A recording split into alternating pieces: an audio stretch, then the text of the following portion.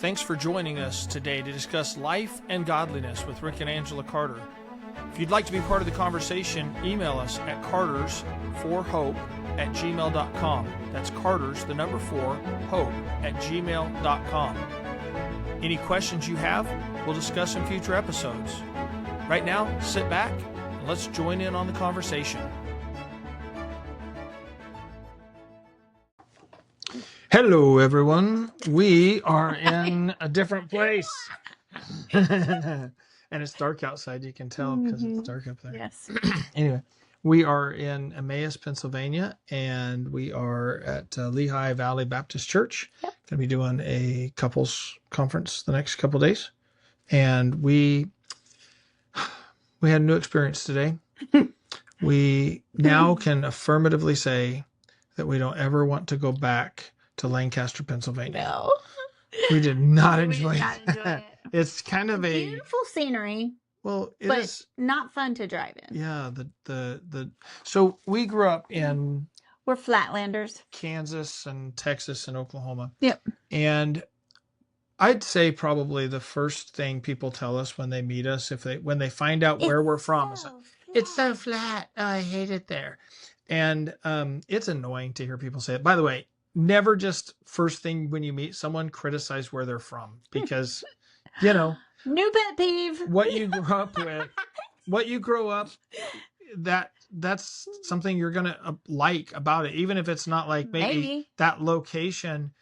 Both of us are kind of the, like, we like trees, but we like them over there, not right here, and because we didn't grow up with just so many trees. Excuse me, I have the hiccups. It's not as fun for us anyway. But the traffic down there was ridiculous, so we decided to never go back.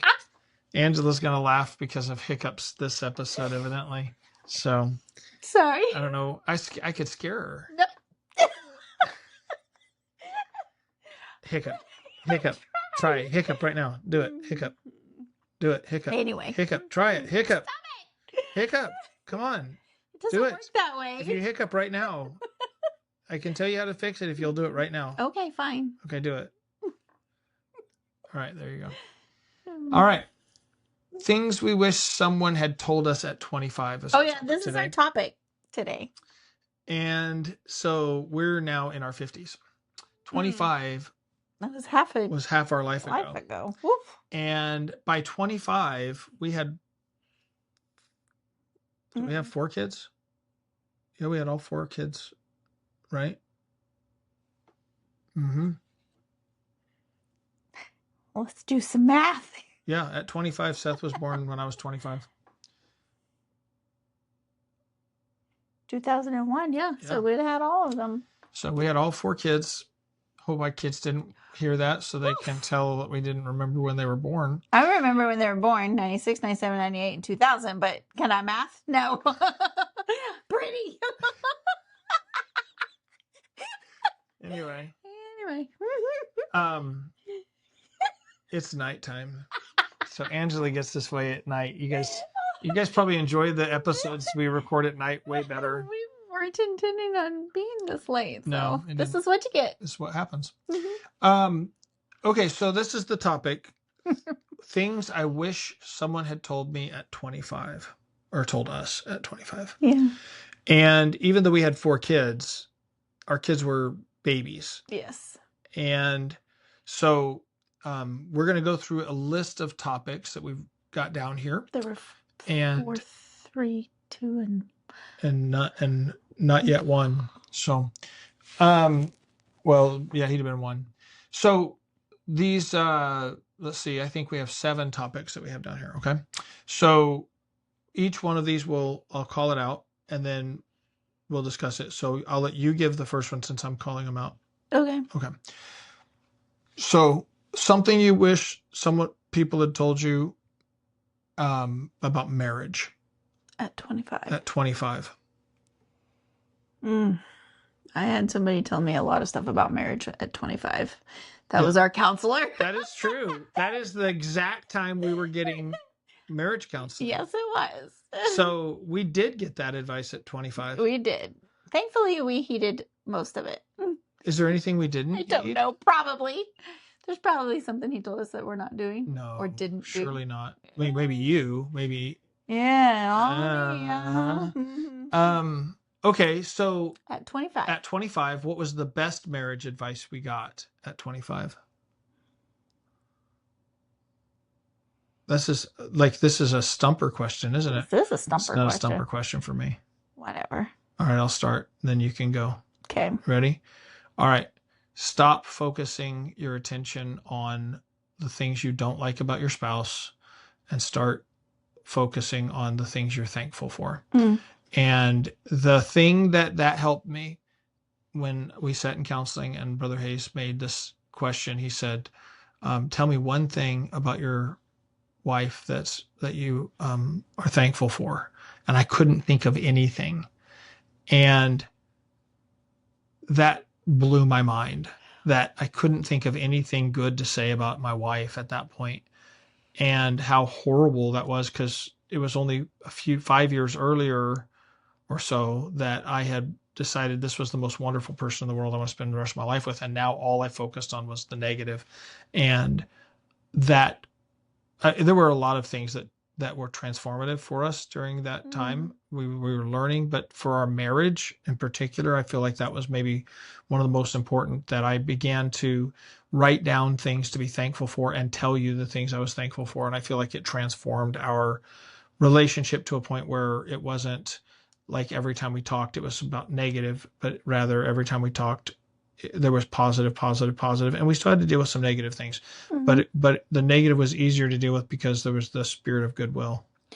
Okay, I see that. I think probably for me. See, I'm drinking smart water. Makes you smart. I'm drinking zero. No, she's drinking Pepsi. It makes you peppy. Peppy. Huh. I was thinking it's zero sugar, so I'm not sweet. I'm pretty salty. That's anyway, true. I think probably for me, you are pretty. Keep talking. Go ahead. No. I think that advice I wish I would have gotten at 25. Brother Hayes gave us tremendous advice on our marriage. It helped us, and the principles like the one you just talked about. But I think for me, like if I was gonna answer this honestly, advice you wish you would have gotten. Advice I wish I would have gotten. I wish that he would have focused more or helped me more not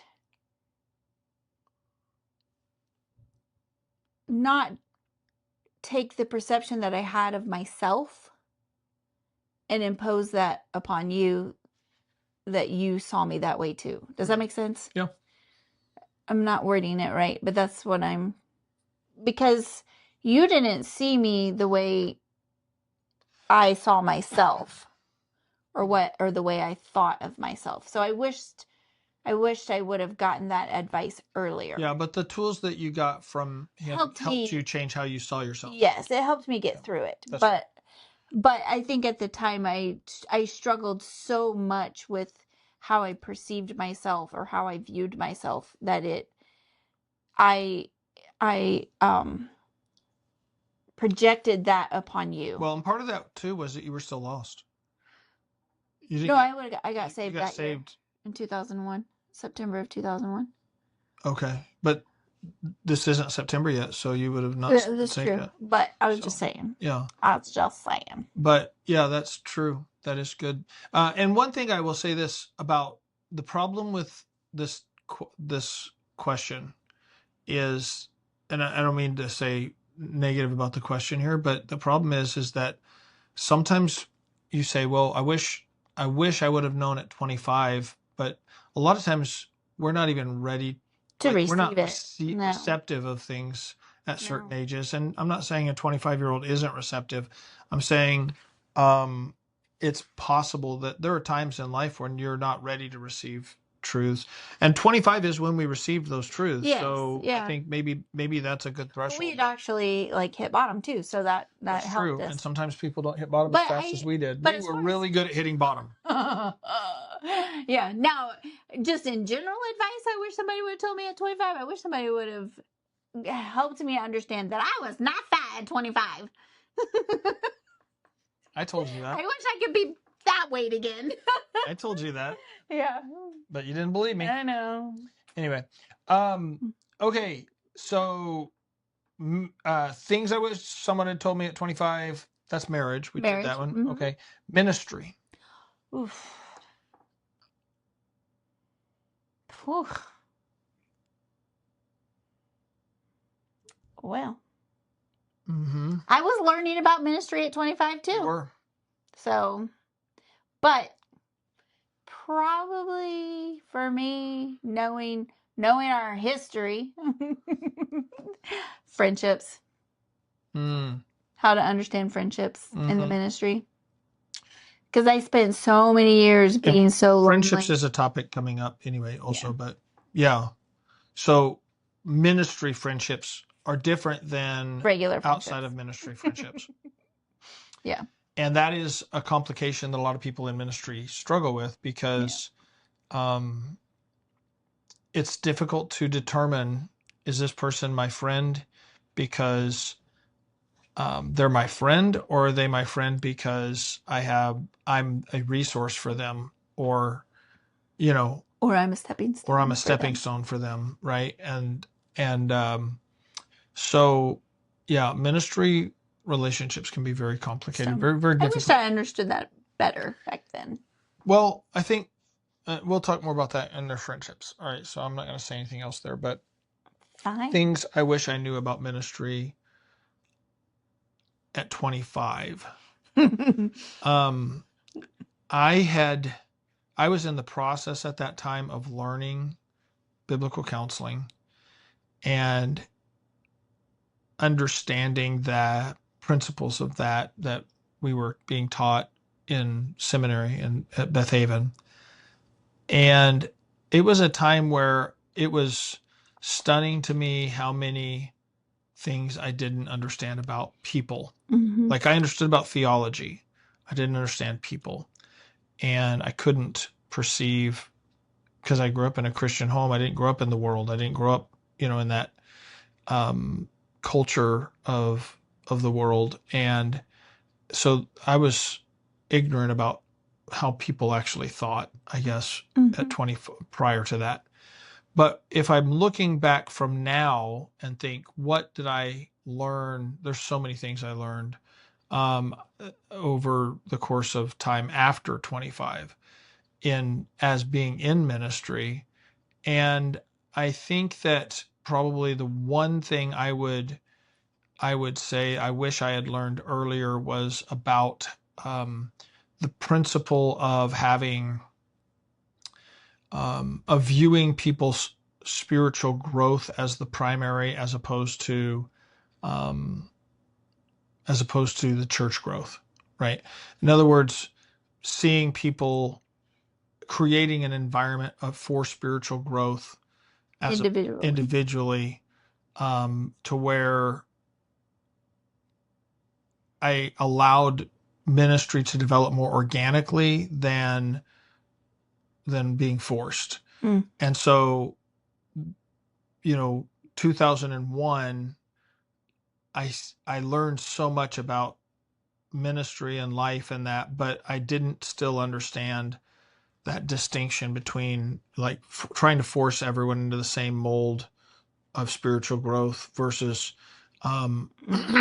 creating an environment where people could individually grow spiritually. That probably the one thing I wish I would have understood at 25. Yeah, I think once we learned that, unfortunately, we learned it the hard way. Stunk the process learning it. Very stunk, hard. But we've talked about that before. But I think once we learned that, I loved our church so much more. Yes. After that. Well, because also I didn't love it before, but it was stressful. But it took a lot of the stress off. Not that there wasn't still stress, there was, but it took a lot of the pressure off of feeling like we had to produce spiritual people as opposed to we had to create the environment people could become spiritual in. Right. And that is a difference. It is different. And not that we necessarily thought that what we were doing was making them spiritual. Well, but yes and no. I think that sometimes we think that way, and maybe not consciously directly, Right. but I think we do think that way. Like, this message is necessary. If this is the message, or this is the activity, or they have to serve in this for them to be spiritual, instead of recognition that that individually everyone has different gifts, and allowing people to use their gifts and mature that way is part of that, and creating that that environment where they can mature, and not trying to force maturity on people, but rather giving them the room to grow. Right. Yeah. So I would say that would be the one thing I wish someone had told me at 25. Parenting. We were right on the beginning of that, weren't we? Yeah. Parenting. And to be honest with you, the Lord helped us so much at this particular age in our life because I had no clue how to do anything. And so the piece of advice that I had gotten was find somebody that is excelling in the area you want to excel in, and learn from them, which was... It's not bad advice. It's not necessarily directly biblical, but mentorship is a good thing. It wasn't. I didn't look outside our church. Yeah. So, I mean, I don't advise that, to seek, outside biblical your mentorship is a good idea. So I think that really helped me a lot. But for parenting, also, I think probably, and I tell this to my one of my daughters a lot because she tends to be like me. Not singling anybody out. I know who she's talking about. But I think the piece of advice that I wish I didn't know back then was don't stress over the small stuff. These things really do not matter in the scope of life, and to lose your mind over these things because it's not going your way, or you're stressed out, or this didn't happen or that didn't happen. I wish I'd have just let a lot of that go and just enjoyed the kids and just enjoyed you and where we were. I think the advice I wish that I would have gotten at 25 was to spank the kids more. Wow. I knew you were going to say that. I knew it. That was for you, Joshua. Because Joshua has adopted that philosophy. No, he has not. He wants to, but Kiska balances him out. So, I think that... No, I think that's funny. But I think that as far as that goes, I wish that I wish I would have understood how fast it was going to go. I think I was told that. Don't get all sentimental. No, I'm serious. I'm thinking I was told how fast it was going to go. Yeah. And everyone says it. And it goes fast. You just don't believe it at 25, especially if you've got 4 small children and 2 in diapers. So it's not that someone didn't tell me, I just didn't understand it. Yeah. Or I didn't believe it maybe was the same, because it seems like at that age every day lasts so long. It's never going to end. And then at this point now it's like we've blinked and they're gone, know. I enjoyed our kids. Oh yeah, absolutely. And we did lots of things with our kids. So it's not like I have regrets of wishing we would have done more. But no, but you don't. But then at the same time, I wish I would have done more, just because I didn't realize how fast it was going to go. You know what I mean? Like, yes. So it's not like we didn't. I'm not saying that. I'm just, right. I just, you don't realize how quick. Right. Yeah, no, that's true. Stop making me cry. Okay. I'm a sympathetic crier. Also, I'm a sympathetic cougher. Oh, well, that's true. If someone coughs, I have to cough. I don't know why. That is true. Every single time. Even if he hears it on the radio. It's so funny. It's so crazy. I'm a sympathetic cougher. I'm a sympathetic crier. Anybody cries, I cry. The other thing, I'm just going to add one more to that. I think the other thing I wish I would have understood more that I did later. And we implemented some of it, but we didn't understand it fully. And that was the training process. We didn't understand it at 25. That's true. It took time for us to really understand the training process that we teach now. Yeah. And the kids were older, a little bit older by the time we really understood that. And it helped even then, but I just think back now, like how much more bad English. Betterer. How much betterer? Yes. Whatever the proper term is, the grammar Nazis can correct me. It would have been at that little age that they were in, how much easier it would have been on me just in the home if I'd understood that, you know? Yeah, I agree. Anyway. I agree. Significant for both of us, actually. Okay. The next tapeco. Are you ready for this? Oh, no. The next taco.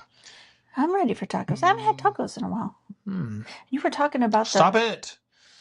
Distracting me. Money. Oh, I hate money.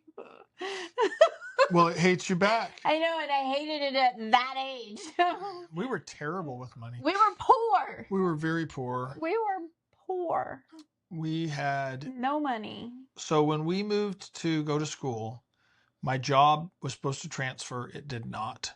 And we ended up getting to Oklahoma. We had moved our mobile home down. We had a mobile home. We moved it down. And following the May 3rd tornado, could not get utilities. It took us months, and I couldn't get work. And it was just absolutely crazy. And I had just dumb. I had so many problems from that. But we borrowed a garden hose from the neighbor's spigot so we could have toilets, and we rigged something up so our toilets would work. We lived out of a ice chest and a grill, and it was so hot. So hot, yeah. The kids and I would just lay on a blanket in the floor with the windows open all day because it was just miserable. Yeah, it was hot. But anyway, about money, the thing I wish I would have known was that I wish I would have understood how to track money. I think that was the beginning portion of where, I mean, there's so much we've learned about money since then, but understanding how to track money, I just didn't track it properly. And I know that sounds like the most basic. It really is the most basic, but it would have solved a lot of our problems. It's a lost thing now, like because of the debit card. Yeah. It's a lost thing. It would have solved a lot of our problems. Just knowing how to track money. But, and then just the necessity of saving. If we would have started saving even just small amounts back then, we would have been a lot further ahead than we are, just, and, at the time it seems like, okay, well, we can't afford to live, so saving is not a option. But the truth is because of lack of proper tracking, we wasted money, and then wasted money could have been saved. Yep. So anyway, so that's what I would say. Yeah. D, all the above. So yeah, I think the majority of our fights back then was. Oh, a lot of our fights were about money, but a lot of it was because of lack of communication, proper communication about the money. So I think maybe, I don't know. I mean, all of those things, I wish we'd have just known. I wish I'd just known better how to deal with it, I wish you did too. How to respond to it, and that it's okay that I didn't have to know everything, because that was the other thing too that I think we thought about too was I felt like I had to know what was going on and what was this and what was that, and I didn't have to know everything. I don't think it's a matter. Well, okay, let me say it differently. I don't think anything should be hidden, but at the same time, there was a control question at the time. Right. Yeah. Who was going to control the finances, and that was where a lot of the fights were. Right. Yes. Yeah. And it was necessary for me to learn how to do it.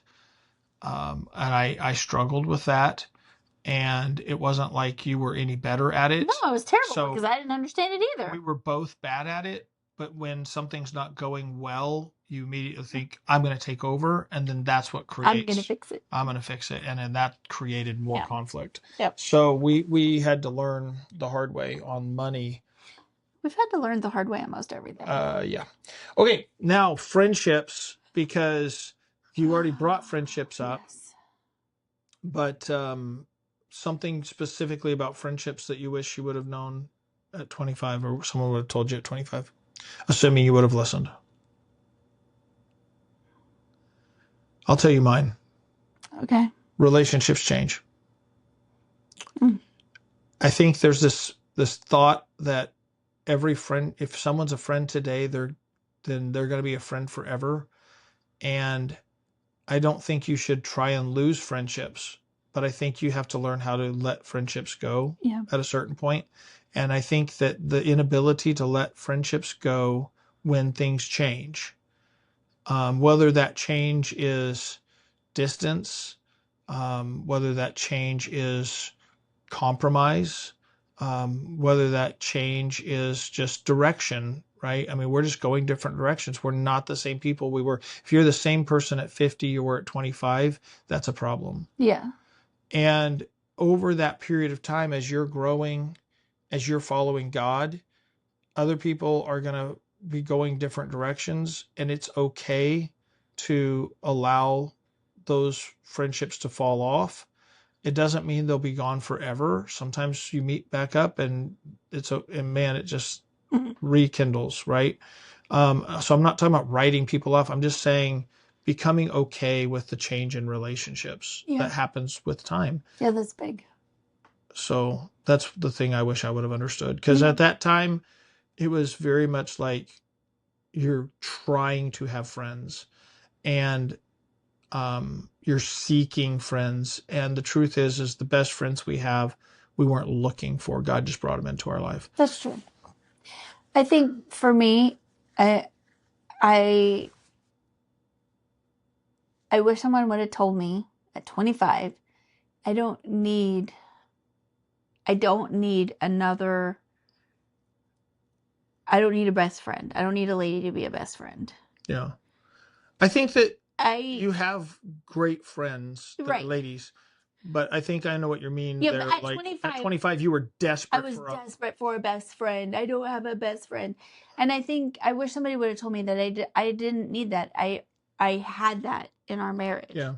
I wished I would have invested more of that at that time in us, but then also just specifically into the Lord. He wants to fill that void, that when I don't feel like I could tell you something, I always thought, man, I wish I just had a girlfriend I could just,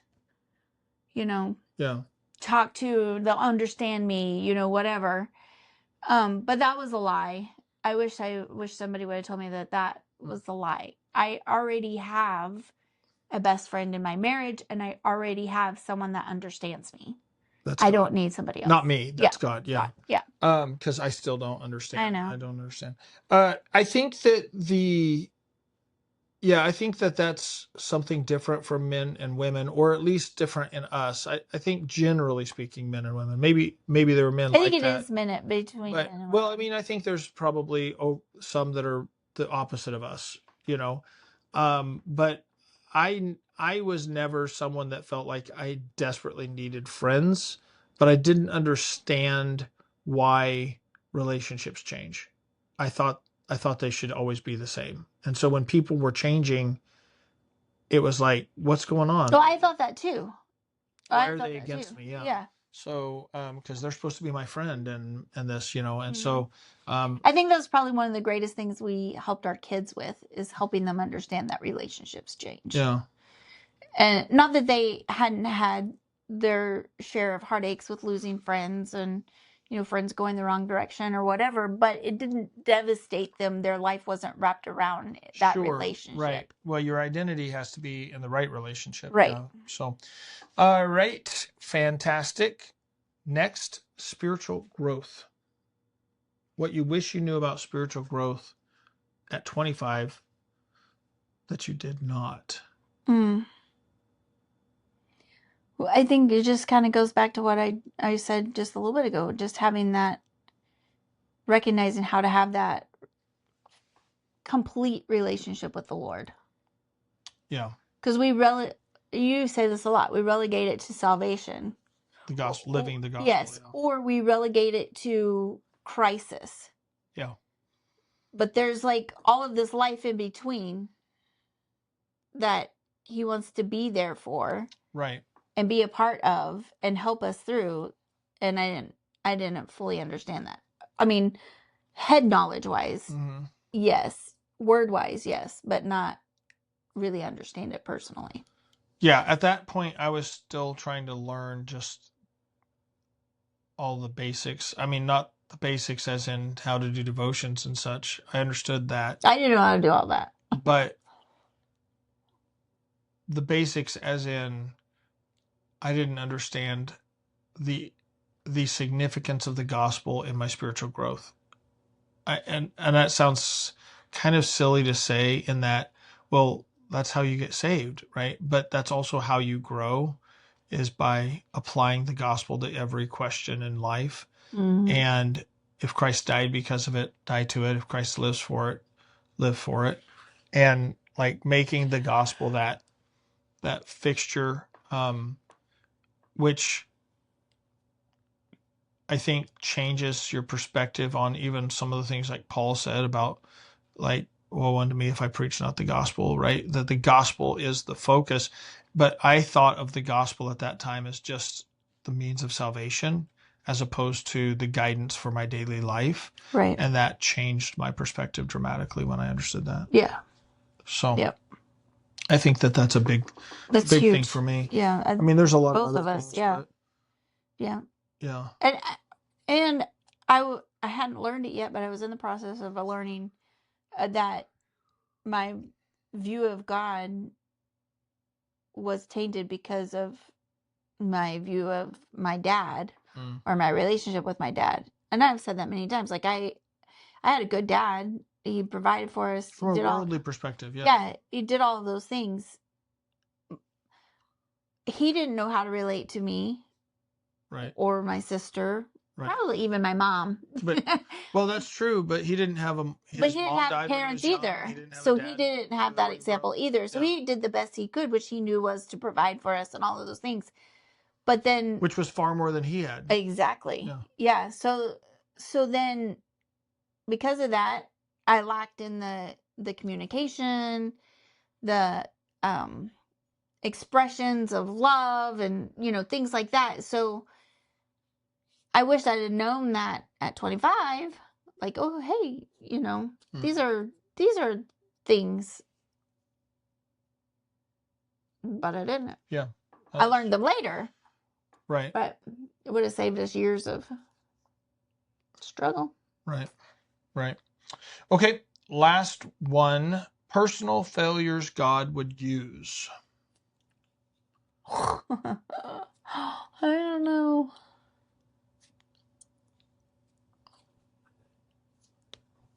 Have you ever had a personal failure? Oh, yeah, right. I mean, I'm trying to think if any. I have failures every day. If any personal failures ever existed. This is a tough one, actually. Yeah. Personal failures that God would use. I think maybe flaws might be a better perspective here. And so I'll start with a flaw is stubbornness. And I can be very stubborn. They don't even know. I mean, it's true. So, but at the same time, to a certain extent, God used that to keep us in marriage, keep us in ministry, because I was too stubborn to quit. Yep. So, well, because it's not in your dictionary. Right. Quit. No, it's not my dad's dictionary. I bought a different one. No, I think though that God changed that in me a lot, but not didn't take it away. He changed it, though, in that it's not, I don't think I'm as stubborn as I was when we were young. I do think I'm more determined than I'm stubborn now, though. In other words, I think we stayed married because I was stubborn, not because I was determined. Right. But over time, I think God's transformed that, where it's not just stubbornness now. Right. It's determination. It has a purpose. Yeah. Yeah. And I think that that's something that God changed in me, but that he did, and ultimately he used when we were first married. And then even in ministry, not to quit when things were hard, because I'm just not going to be that guy. I'm not going to quit, and that was generally out of stubbornness. But again, I think God transformed that over time. So, how about you? I don't know. Still have nothing. No faults. I still have nothing. No failures. No, I have a whole list of faults scrolling through my brain right now, but I don't know how the Lord uses them. Okay. So how about this then? Just kind of a last conclusion thought on this topic, and just quickly, because we actually have kind of this fun thing that we're going to start up this episode, and it'll be a recurring segment at the end of the podcast. So, but just to kind of summarize here, at 25, we were at that point where we saw how broken everything was, and we were open to hearing.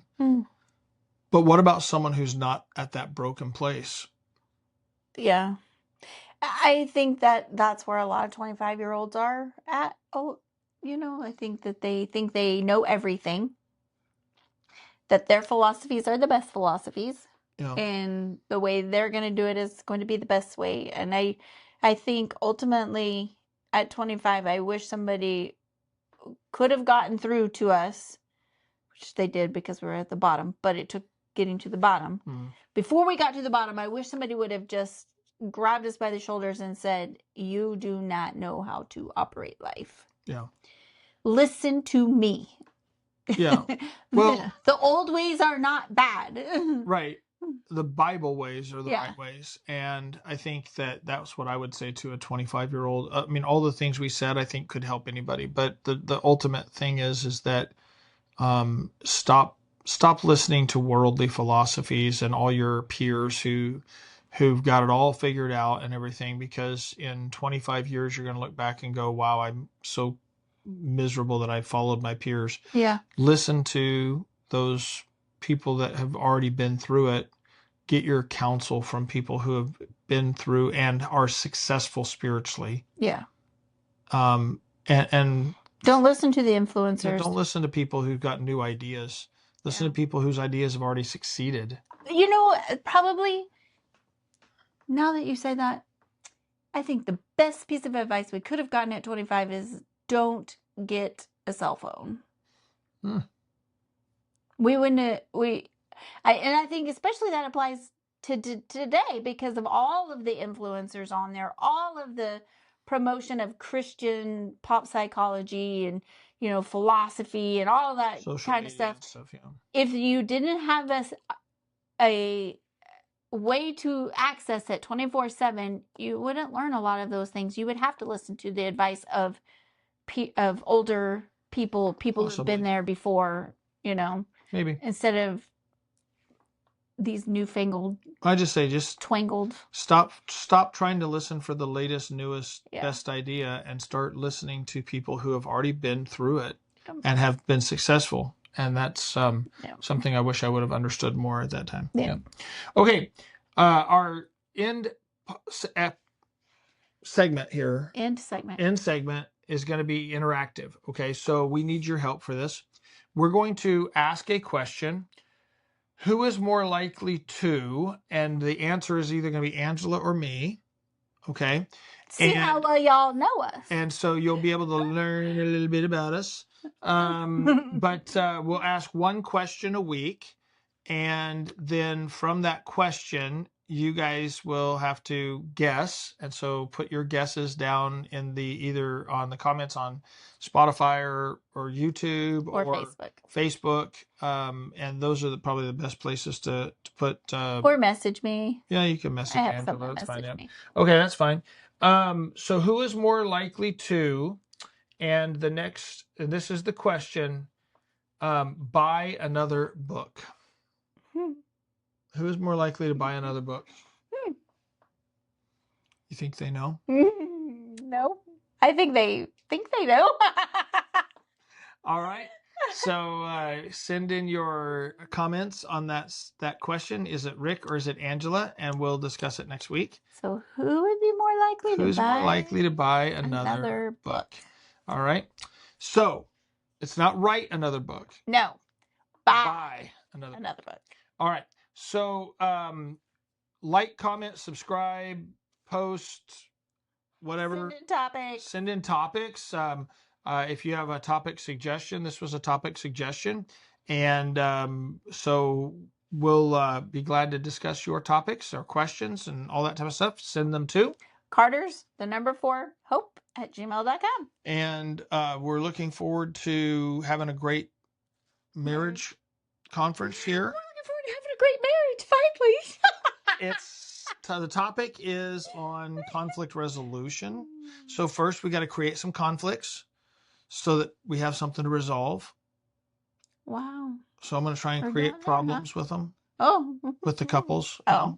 Fights. Pick fights. No, I'm just kidding. So obviously. But anyway, so pray for us on that. And then we got to drive back to Ohio for PK Day. Ohio. And if you're not already planning to go to PK Day and you're in the area, you should. We hope that we can have a lot of people there for PK Day. It was a great success. August 7th and 8th. At Cazaddale Baptist Church. So hope to see you there. God bless.